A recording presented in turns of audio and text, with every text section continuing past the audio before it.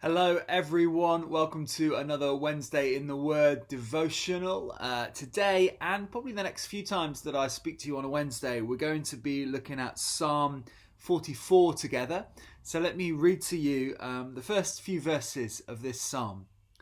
O God, we have heard it with our own ears. Our ancestors have told us of all you did in their day, in days long ago. You drove out the pagan nations by your power and gave all the land to our ancestors.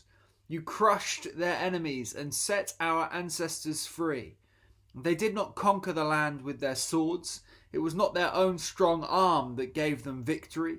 It was your right hand and strong arm and the blinding light from your face that helped them, for you loved them.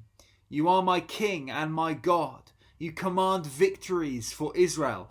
Only by your power can we push back our enemies. Only in your name can we trample our foes.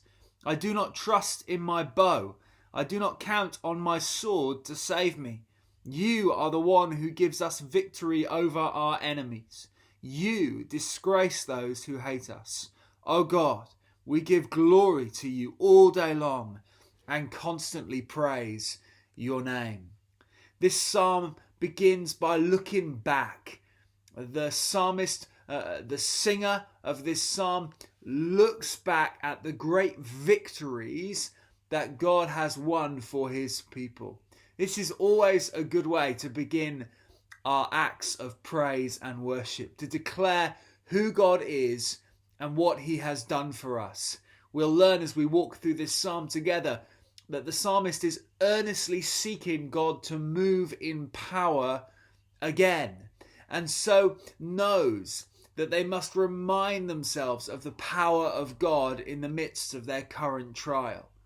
In the midst of whatever we walk through, it is good for us to begin by remembering who God is and what he has done. As we remember his mighty work, it gives us faith. But we must, as the psalmist does in these first few verses, move from past tense to present tense. I know lots of people spend a lot of time in the past in lots of different ways. We do it on a national scale.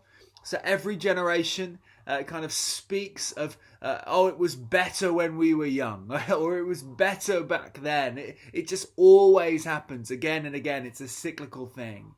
Or maybe you support a football team, or you support a certain kind of team in a different sport, and your team is way past its glory days, and you're always looking back and saying, it was better back then when we used to win things. But that's not what the psalmist is doing. He's not saying, it was better back then, and now it's useless, now it's rubbish.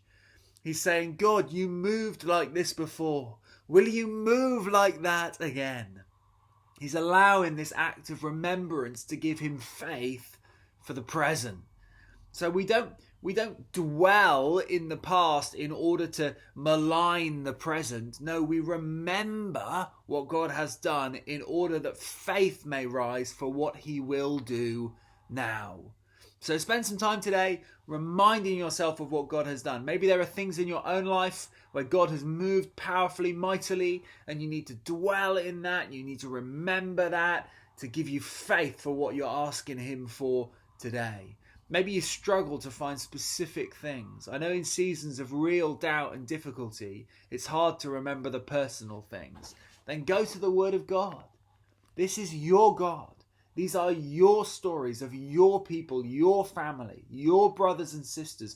Go to the Word of God and remember what he has done.